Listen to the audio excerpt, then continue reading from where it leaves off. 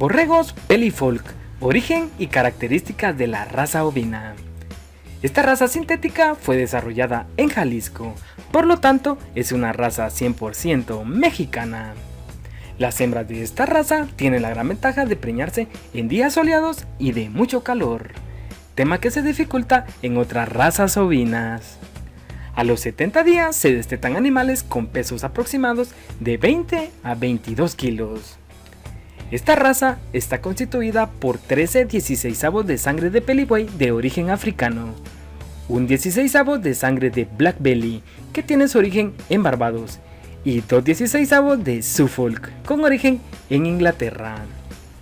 Las hembras presentan excelente habilidad materna, no presentan dificultad al momento del parto y son buenas productoras de leche.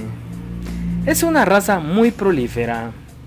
En temas de carne, heredada de la genética Suffolk, es una de las razas de pelo con la mejor ganancia de peso diaria y conversión alimenticia. Es una raza muy rústica, heredado de la raza Black Belly, ya que resiste a temas de estrés, enfermedades y temas de alimentación.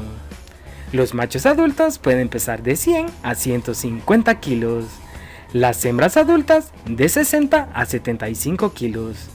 El peso al nacimiento es de 3 a 5 kilos. La pubertad se presenta a los 5 o 7 meses. La edad al primer parto es a los 12 meses. El índice de fertilidad es del 95%. El peso a los 50 días es de 23 kilos. Y el peso a los 120 días es de 40 kilos. La ganancia de peso post-destete diario es de 300 gramos en hembras y 380 gramos en machos. El mantenimiento de esta raza ovina es de bajo costo, por lo cual resulta en una excelente opción en ganaderías ovinas.